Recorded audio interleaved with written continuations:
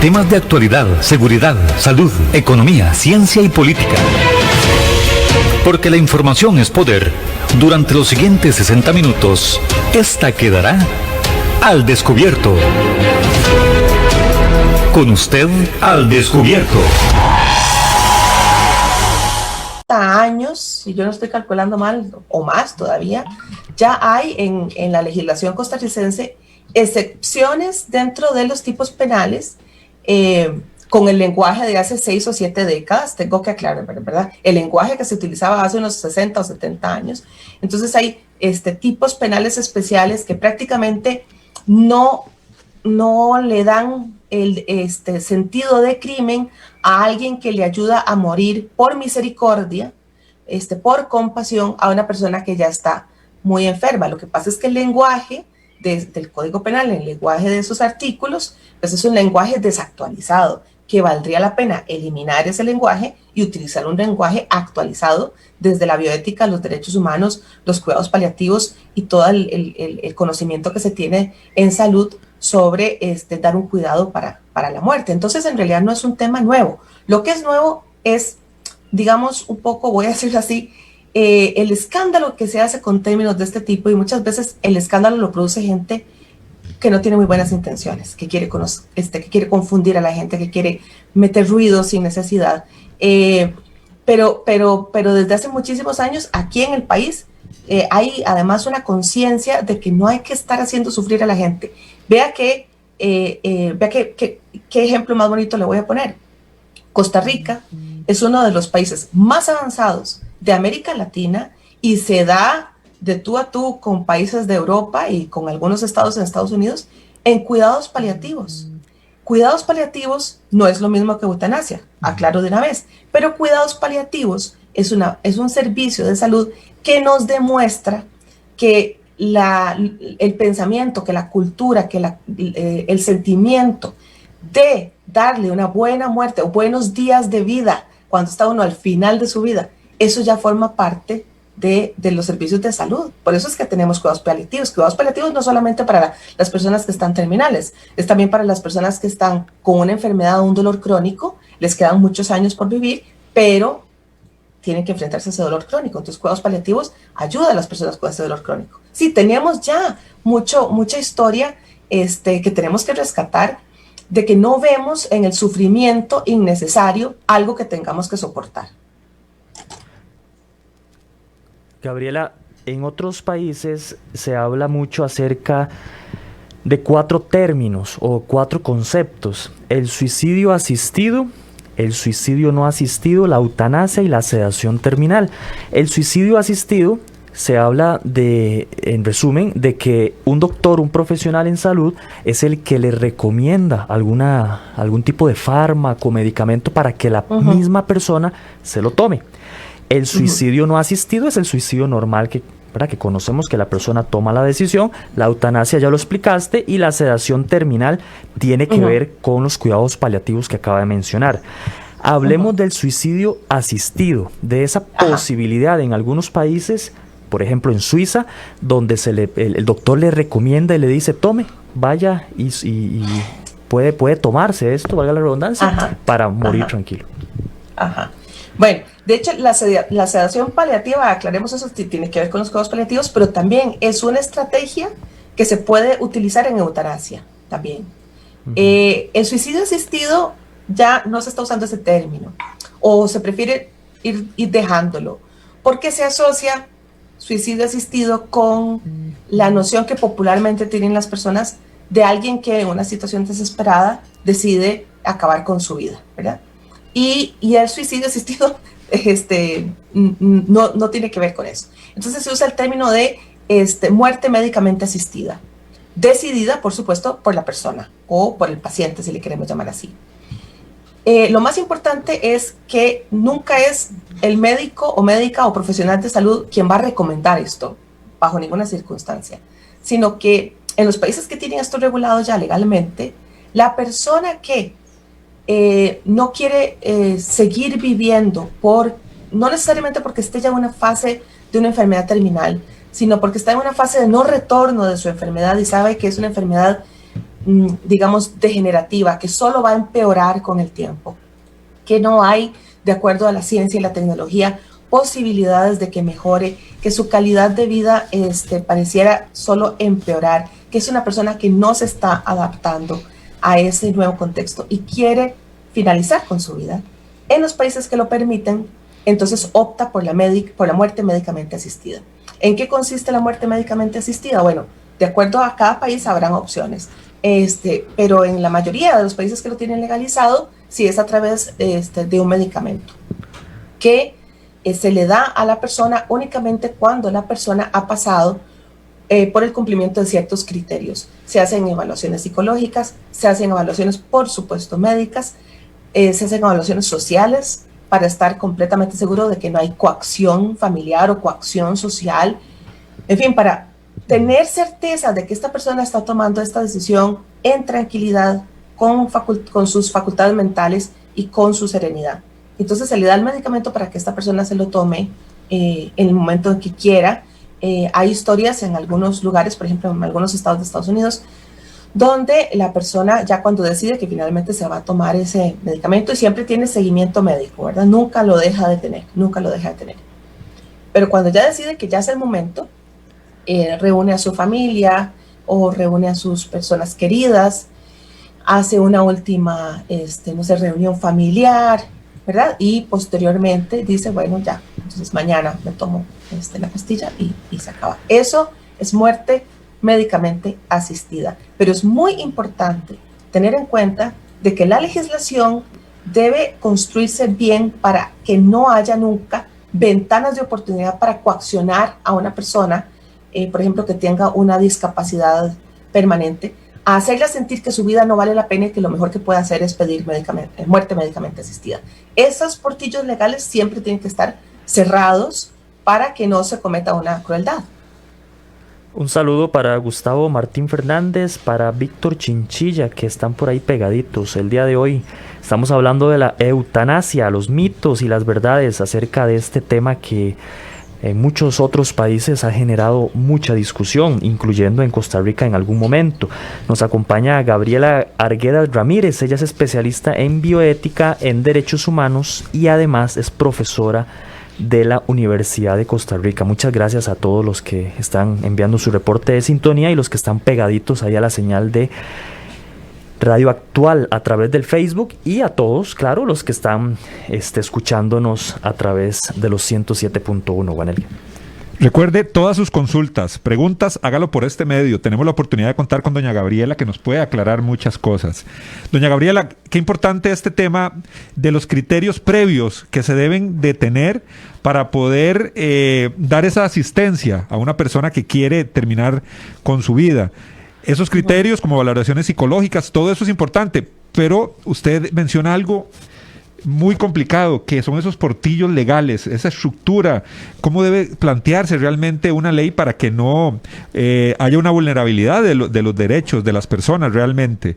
Yo creo que eso es fundamental, sabiendo cómo se manejan estos temas a nivel de creación de leyes. Juanel, y perdón, ¿qué pasa si está inconsciente la persona y no se le puede hacer algún tipo de estudios previos, digamos, a nivel psicológico? Bueno, me imagino que los estados de lucidez y todo este tema, bueno, son esas valoraciones psicológicas, ¿verdad? Claro. Gabriela. Es que por eso estas cosas hay que hablarlas antes. Yo creo que una de las cosas más importantes de un programa como este es que rompamos el tabú de la muerte. Yo nunca he entendido muy bien por qué no hablamos más de la muerte cuando en otras culturas hablar de la muerte es absolutamente normal, porque no hay nada más seguro que la muerte. La muerte forma parte de la vida y la muerte, ¿verdad? Pues no hay nada más seguro. No sabemos nada, no sabemos qué va a pasar con las elecciones, no sabemos qué va a pasar con la economía, no sabemos qué va a pasar con la pandemia. Sí sabemos algo, y es que todos vamos a morir, ¿verdad? Y si negamos esa realidad, más bien comienzan a construirse temores hacia la muerte, aversiones hacia la muerte. Cuando una persona más bien tiene demasiado miedo de discutir la muerte, entonces no puede tomar decisiones con tiempo. Uno tiene que saber qué es lo que quiere, aunque vaya a cambiar de opinión después. Para eso sirve justamente el testamento vital, de manera que yo deje por escrito o lo hable con alguien de mi confianza. ¿Qué es lo que yo quisiera que pasara conmigo si entro en una fase donde estoy inconsciente y no puedo tomar decisiones por mí? quiero que me pongan un respirador mecánico, que me intuben o no. Bueno, por supuesto en ese momento, si estoy inconsciente no puedo decirlo, pero puedo haberlo pensado anteriormente y haberlo comunicado o haberlo dejado por escrito. Eso forma parte también de toda la gran gama de temas que hay que discutir cuando hablamos de eutanasia. Entonces tenemos esos recursos. Podemos dejar por escrito nuestra voluntad anticipada, se llama, o testamento vital.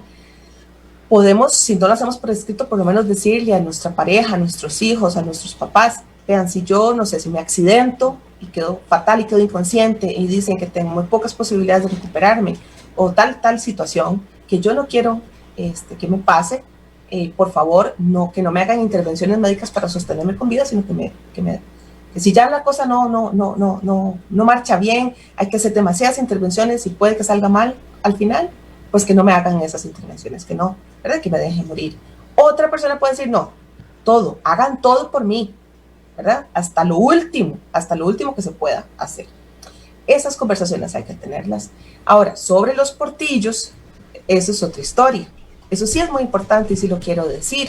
En este momento en Canadá se está dando una discusión muy interesante, justamente porque están cambiando los términos legales de la ley de muerte médicamente asistida. Y algunas personas con discapacidad dicen que la forma en que se está conceptualizando esta reforma legal podría poner en peligro a las personas que viven, por ejemplo, en clínicas permanentes, en hogares de cuidado permanente, ¿verdad? Y que no las están cuidando bien. Uno tiene esta imagen de que tal vez en Canadá las cosas son maravillosas, no siempre en los países más ricos las cosas son siempre color, ¿verdad? Color de rosa.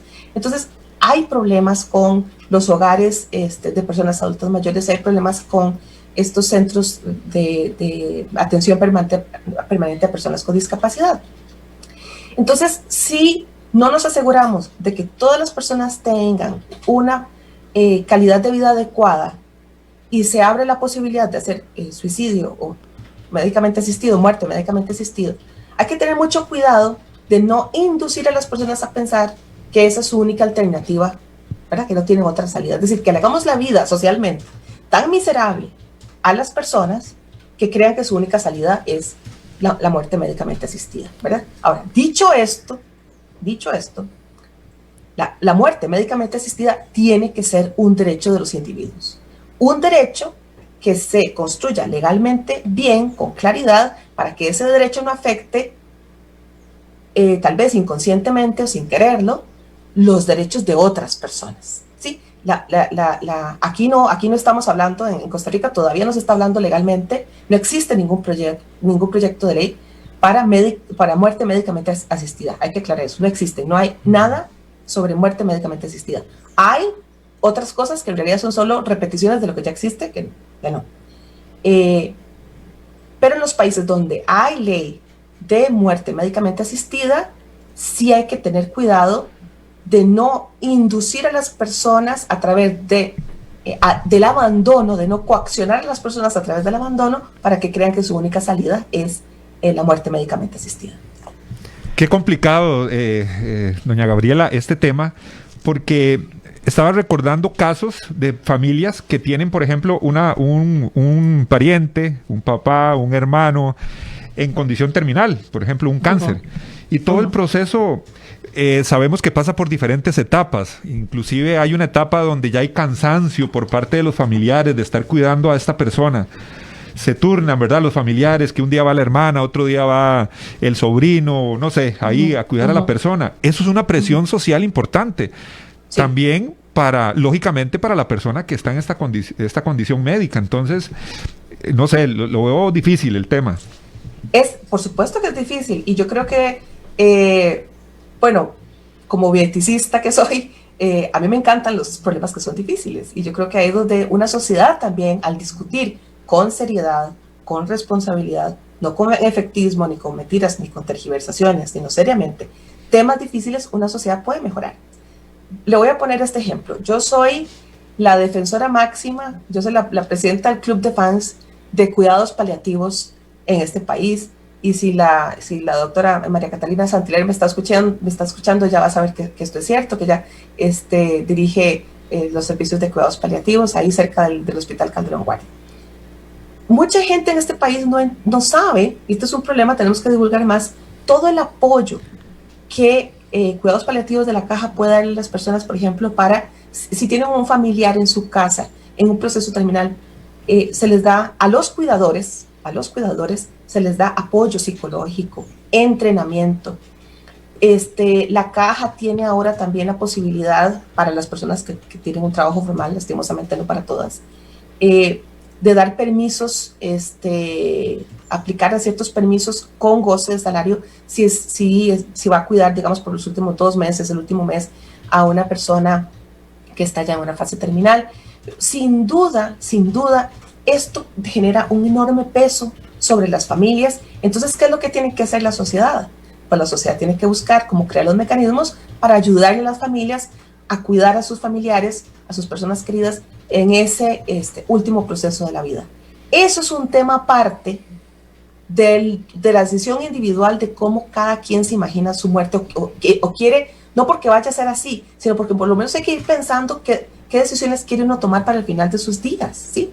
Entonces, por eso es que hay que hablar de estas cosas. Lo importante es que una sociedad que se diga democrática, respetuosa de los derechos humanos, tiene de verdad que llevar eso a la práctica y tiene que generar las condiciones económicas, sociales, para que una persona que está enferma, que tiene una enfermedad terminal o que tiene una discapacidad severa, no sienta que es un estorbo para la sociedad.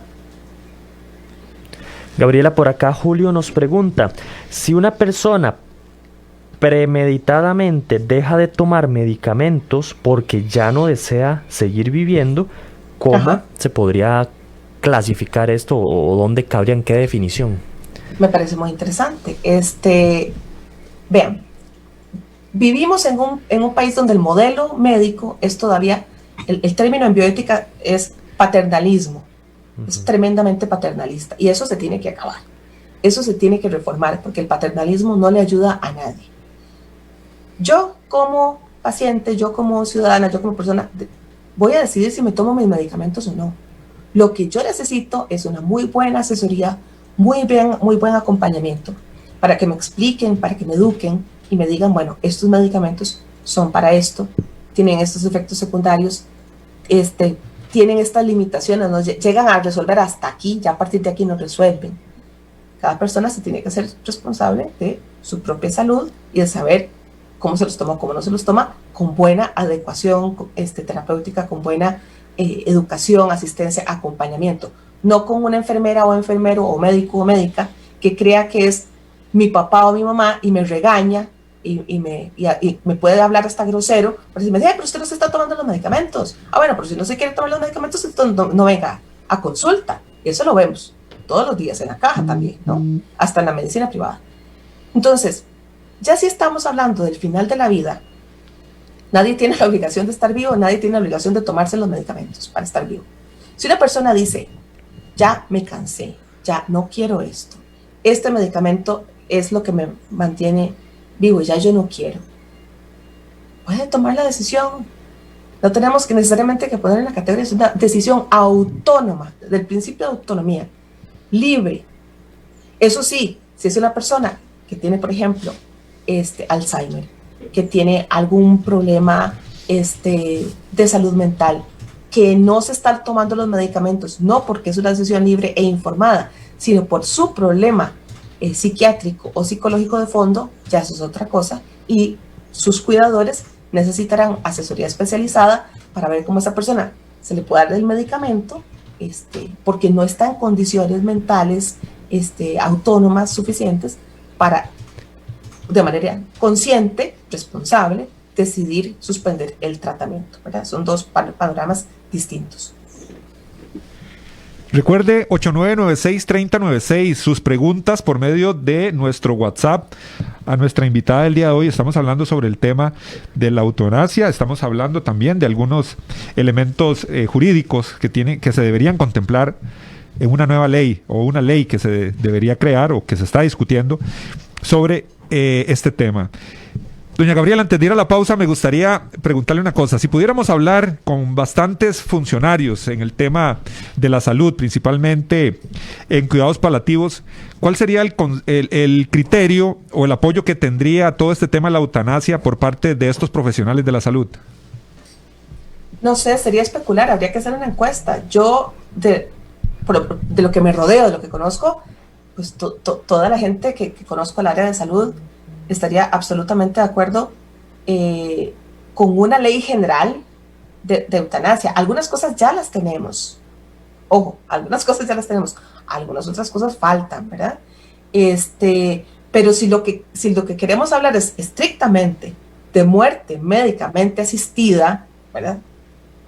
Porque eutanasia ya vimos que es un tema muy amplio. Si estamos hablando estrictamente de muerte médicamente asistida, yo creo que hay mucha gente que está a favor, muchísima, del área de salud y del resto de la sociedad.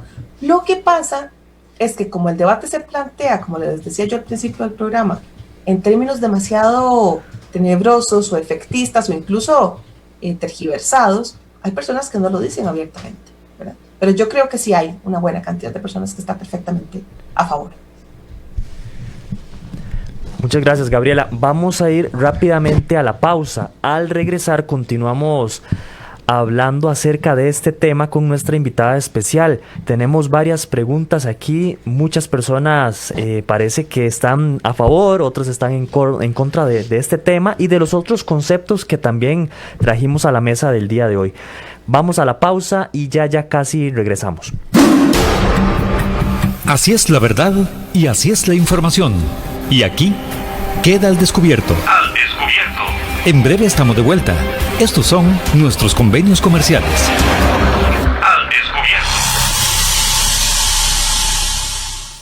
Polígono 38 Especial, el más grande del país, cuenta con 5.000 metros cuadrados dedicados a la práctica y capacitación en materia de tiro deportivo y defensivo. Estamos autorizados por el Ministerio de Seguridad Pública y el Departamento de Control de Armas y Explosivos para realizar las evaluaciones teórico-prácticas para obtener permisos de portación de armas en un ambiente seguro y profesional. Portación de armas, cursos, capacitaciones, alquiler de salas o pistas para disparo bajo techo y al aire libre. Polígono 38 Especial, el más grande del país. Para mayor información comuníquese al 2245-7186, 2245-7186 o al WhatsApp 8449-5811, 8449-5811. Búsquenos en Facebook e Instagram como Polígono 38 Especial. ¿Deseas ser o eres un portador responsable de un arma de fuego? Si es así, debes ser parte de la Unión Costarricense de Portadores de Armas de Fuego. Al ser miembro podrás disfrutar de grandes descuentos en productos y capacitaciones en todos nuestros comercios afiliados. Además contarás con asesoría técnica, legal y psicológica de manera gratuita. Más información al 2221-5758 o al 8936-1803 o búscanos en Facebook como Unión Costarricense de Portadores de Armas de Fuego. UCOPA, portadores responsables al servicio de Costa Rica. Centros de formación en criminología y seguridad. Somos líderes en capacitación en las áreas de criminología y seguridad, asesoría, consultoría, peritajes, armería e investigaciones privadas. Centros de formación en criminología y seguridad. Para mayor información, comuníquese al 2221-7725, 2221-7725 o al WhatsApp 8556-1719, 8556-1719. Búsquenos en Facebook como Centro de Formación en Criminología y Seguridad.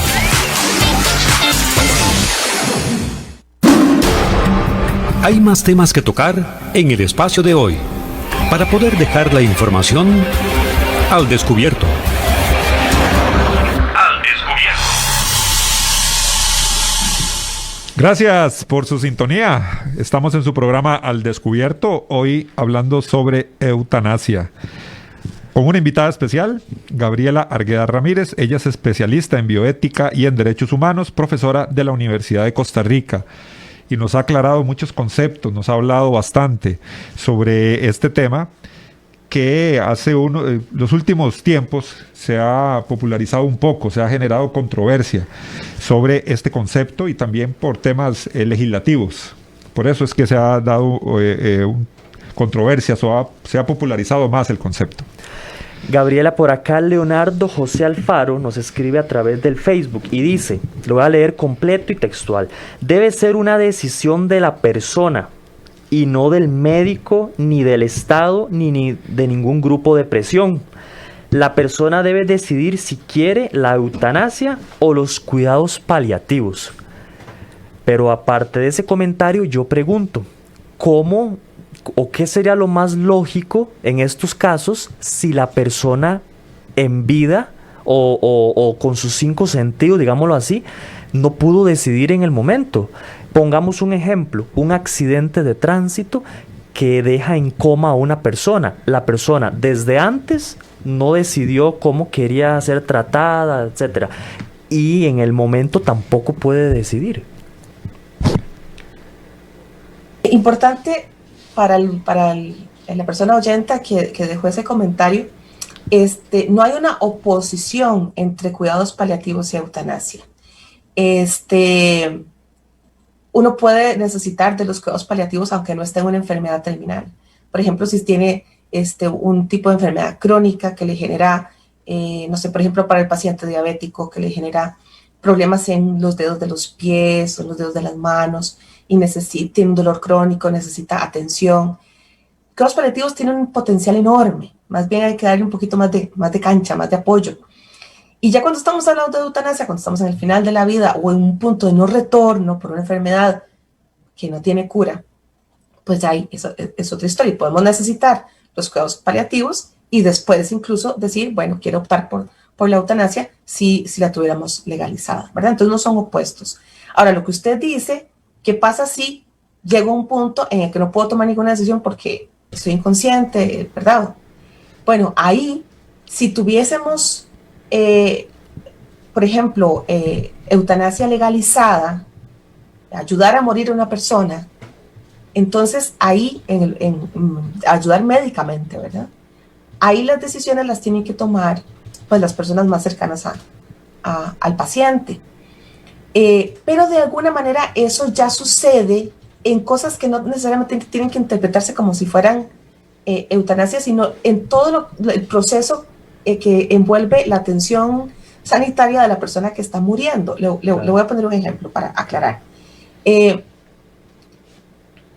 Cuando llega una persona accidentada y está la opción de si se le intuba o no, si se le ayuda a respirar, y si no se le ayuda a respirar va a morir, y está ahí, no sé, el familiar a la par, ahí le pueden preguntar, seguimos con este paciente, sus posibilidades son muy, muy limitadas, y alguien puede tomar la decisión por esa persona. Alguien, por ejemplo, que sea de su absoluta confianza, que tenga un vínculo afectivo, puede ser el esposo, puede ser la esposa, la mamá, el papá, y que digan, no, yo lo conozco, ¿verdad? Y él muchas veces dijo, si me pasa algo andándonos en moto y quedo mal, sería terrible para mí o lo que fuera, ¿no? Entonces, con base en el conocimiento de la persona, alguien muy cercano puede decir, no sigan, ¿sí? Esto es importante, es una discusión que está en el marco del concepto que se llama distanasia o ensañamiento terapéutico, que es todo lo contrario de eutanasia o todo lo contrario de dar un tratamiento para la calidad de vida. Muchas veces pasa que con tal de evitar la muerte, hay una invasión del paciente, de su cuerpo, con múltiples tecnologías, medicamentos, intervenciones, ¿verdad? Que logran salvar la vida, pero que no van a dar ningún tipo de calidad de vida, ¿verdad? Y a veces pasa eso también con las personas en una fase terminal. Están recibiendo un montón de intervenciones solo para mantenerlas vivas, pero no tienen calidad de vida. Y esto es importante que se discuta, porque muchas personas sufren sin saber que pueden rechazar eso, que pueden rechazar tanta intervención, que no me haga tanta cosa, no quiero, ya, ¿verdad? Me están haciendo más bien más daño. pasa mucho con paciente pediátrico. Sí, y entonces esto no significa que es que tengamos que pasar directamente a la eutanasia, sino que hay que controlar lo que se conoce como el esfuerzo terapéutico. Sí, que el esfuerzo terapéutico sirva para mejorar la calidad de vida de las personas, que la obsesión no sea atrasar la muerte, porque en el proceso de atrasar la muerte puede que la atrase 1 mes, 2 meses, 6 meses, pero que esos 6 meses para esa persona sean una tortura. Gabriela, por acá nos pregunta Andrea Soto, ¿qué papel juega la objeción de conciencia? ¿Podría eventualmente algún centro médico o algún doctor oponerse rotundamente a esta práctica? Tal vez si existiera, digámoslo así, si ya estuviera aprobado legalmente, o cuál sería tal vez un ejemplo en otros países, si ha pasado algo así. Claro. Bueno, de nuevo quiero repetir que hay muchas cosas de las que estoy diciendo acá que son parte de la práctica médica y que no necesitan una legislación, ¿verdad? Claro. Aquí hay que tener cuidado de asumir que necesitamos una ley para todo. Ahora van a salir con que necesito una ley para dejar de tomarme un medicamento. Eso no es así. Eso forma parte de los derechos individuales de las personas. Tenemos un marco jurídico suficientemente amplio para que muchas de estas cosas se puedan decidir sin necesidad, digamos, de estar creando más enmarañamiento legal, que eso le fascina ahí a la gente en la Asamblea Legislativa, hacer y enredar a veces más bien las cosas. Ustedes me dirán si estoy mintiendo. Bueno, la objeción de conciencia, un término muy importante que dicha que lo pregunta esta oyente, es una cosa muy sencilla. Es, si yo soy médica o enfermera, ¿verdad? Y estamos hablando de que me están pidiendo que intervenga directamente. Supongamos que tuviéramos muerte médicamente asistida o mal llamado suicidio asistido legalizado en el país. Y entonces esta persona dice, bueno, yo no puedo participar directamente en, no sé, darle la prescripción a este paciente porque por mis convicciones religiosas yo, ¿verdad? Eso me pone a mí un conflicto moral. Ningún problema. Entonces usted no participa y ese paciente lo va a ver la doctora tal o el doctor tal y le va a ayudar la enfermera tal, el enfermero tal. Usted tranquilo, usted no se va a involucrar en esto. Se acabó. Eso es todo. Yo no sé por qué a veces en Costa Rica se hace tanto alboroto con objeción de conciencia. Si no quiere hacer el procedimiento, pues no lo hace. Y ya eso también forma parte de nuestro sistema. No hay nada de qué preocuparse. Por acá Javier Sandoval dice, bien regulada debería estar permitida la eutanasia. También Fabián Coto, quien hace su reporte de sintonía, entre comillas, nos dice, dueño el hombre de su vida, lo es también de su muerte. Una frase poco célebre. Correcto. Un saludo a Fabián Coto. Un saludo para Fabián. Por ahí un gran saludo también para Molina Char, que está haciendo también su reporte de sintonía.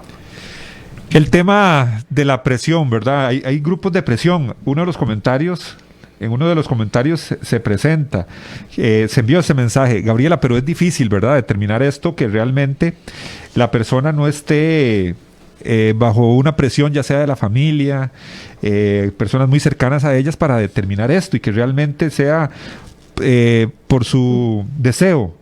Sí. No seguir con un medicamento, no seguir con un sufrimiento que le puede estar causando un tratamiento.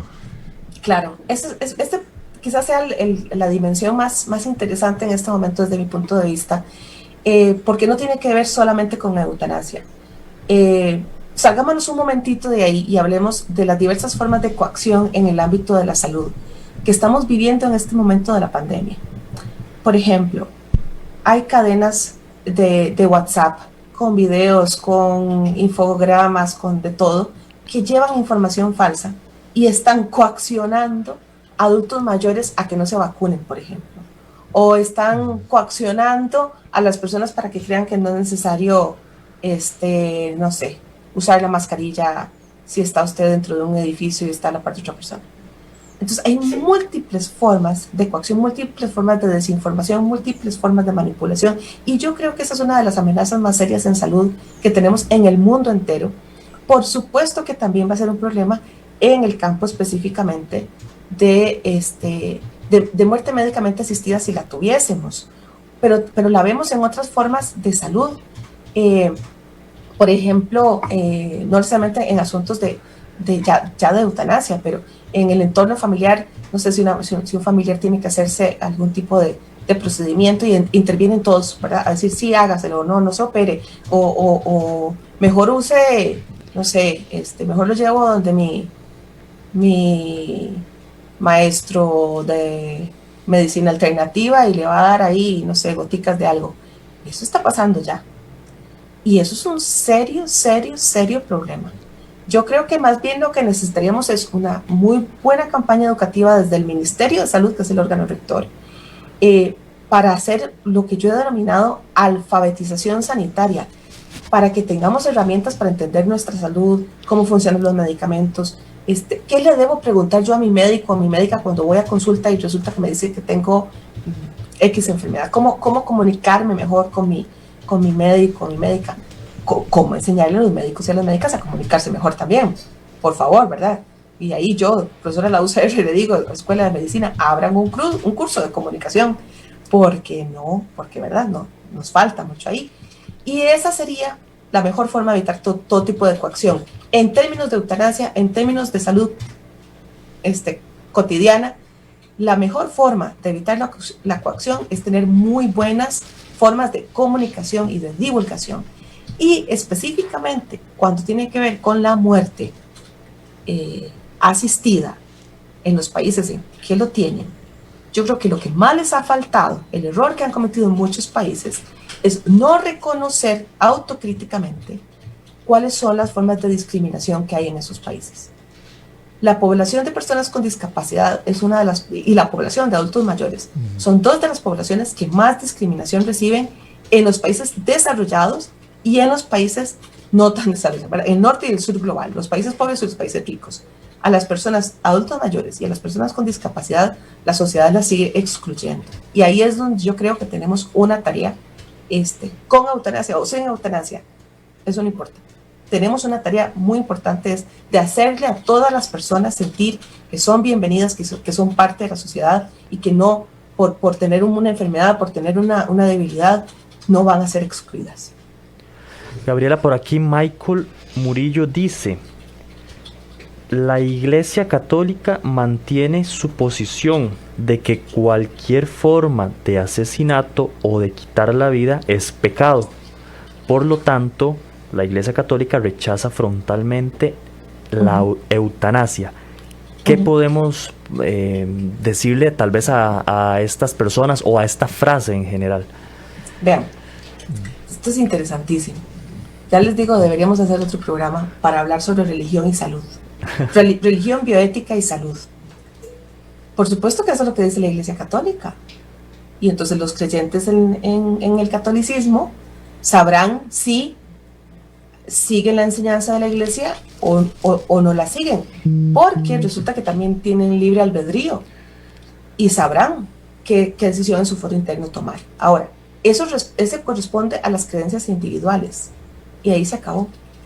Lo que diga la Iglesia Católica, lo que diga la Iglesia musulmana, lo que diga la Iglesia judía, lo que diga la Iglesia evangélica y todas las demás que puedan existir, el hinduismo, todas las demás que puedan existir, eso tiene valor para las personas que son creyentes en su foro interno, no en su ejercicio profesional, no en su ejercicio político y no tiene que influenciar la política pública, ¿verdad? Imagínense ustedes, que si creyéramos que las directrices de una iglesia están por encima de la política pública sanitaria, de la política pública de salud, entonces en este país no podrían haber anticonceptivos, en este país no podrían haber condones, en este país no se podrían hacer vasectomías, no se podrían hacer, ¿sí? Si de repente la mayoría al día de mañana fuera de una religión nueva que profesa el veganismo, supongamos, hagamos este ejercicio mental. Entonces, al día de mañana la mayoría es de esta religión que manda el veganismo absoluto. Entonces, el Ministerio de Salud al día siguiente, porque la mayoría es de la religión que profesa el veganismo y tienen un gobierno de mayoría, no sé, entonces prohíben las carnicerías. Suena ridículo, pero es un ejemplo porque quiero ilustrar un punto. Las creencias individuales son del ámbito individual privado, ¿sí? Entonces, si una persona quiere seguir la directriz del catolicismo con respecto a la eutanasia, pues no se hace eutanasia. ¿Está?